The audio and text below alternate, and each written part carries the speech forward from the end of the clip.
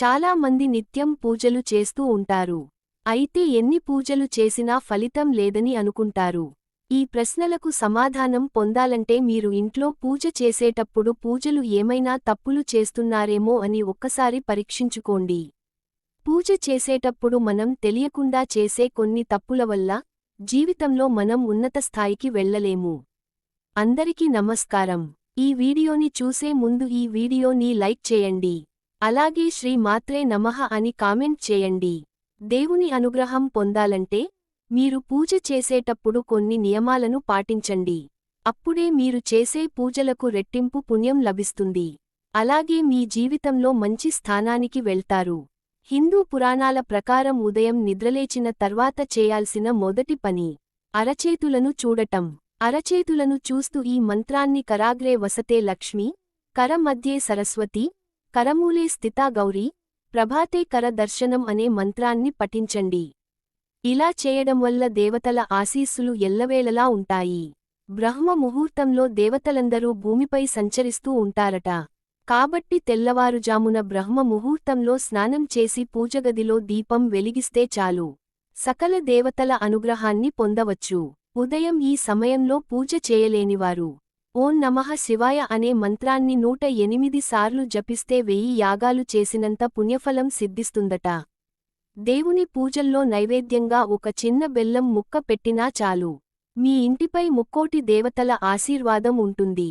ఇంట్లో పూజ చేసిన తర్వాత దేవుని ముందు మీ కోరిక కోరుకుని గంట కొడితే మీరు అనుకున్న కోరిక నేరుగా దేవుడి దగ్గరకు చేరుతుందని శాస్త్రం చెబుతోంది. పూజ పూర్తయిన తర్వాత ఇంట్లో ధూపం వేయాలి. దీపారాధన చేసిన తర్వాత దీపాలు వెలుగుతున్న అంతసేపు పూజ మందిరం తలుపులు తెరిచే ఉంచాలి. పూజగదిలో ఉన్న దేవుని విగ్రహాలు ఒకదానికొకటి ఎదురుగా ఉండకూడదు. ఇంట్లోని పూజ గదిలో రెండు వైపులా పసుపుతో స్వస్తిక్ చిహ్నం వేయండి.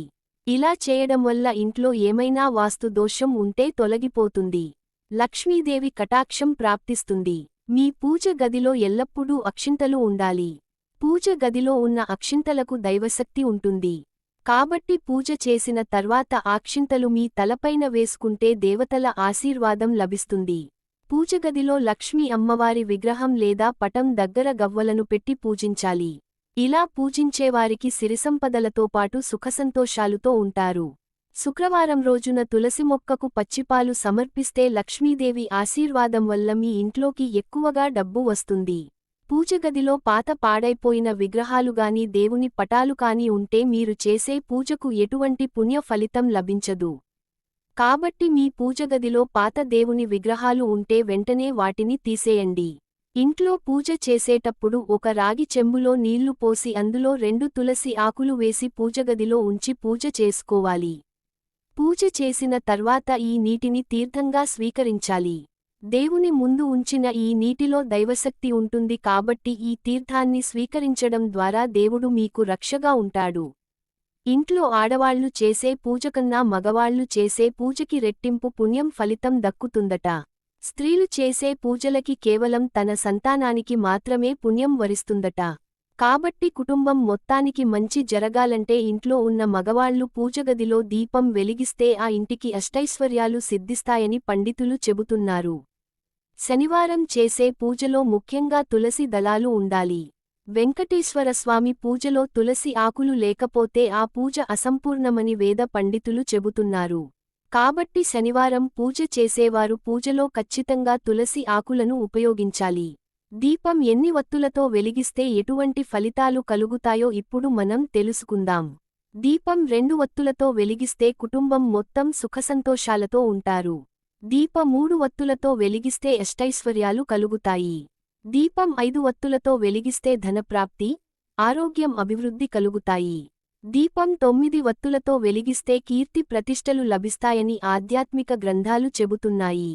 దక్షిణం వైపు దీపారాధన చేయరాదు. దక్షిణముఖంగా దీపం వెలిగిస్తే అపశకునాలు, కష్టాలు, దుఃఖం, బాధ కలుగుతాయి.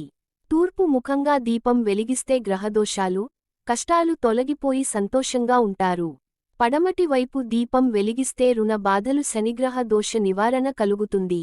అదే ఉత్తరందిశగా దీపం వెలిగిస్తే సిరిసంపదలు, విద్య, వివాహం వంటివి సిద్ధిస్తాయి. నువ్వుల నూనెతో దీపారాధన చేస్తే ఇంట్లో ఉన్న దుష్టశక్తులు బయటకు వెళ్ళిపోతాయి. ఆముదంతో దీపారాధన చేస్తే కుటుంబంలో ఎటువంటి కలహాలు లేకుండా ఉంటాయి. పూజలో ఉపయోగించిన పూలను మర్నాడు ఉదయం తప్పనిసరిగా తీసేయాలి. గన్నేరు పూలతో పూజిస్తే మీ వ్యాపారంలో అధిక లాభాలు వస్తాయి.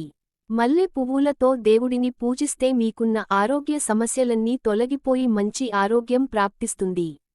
శనివారం రోజు నెలలో ఒకసారైనా సరే ఏదైనా దేవాలయానికి వెళ్లి అక్కడ ఉన్న రావిచెట్టు కింద దీపం వెలిగించి రావిచెట్టుకు 3 ప్రదక్షిణలు చేయండి.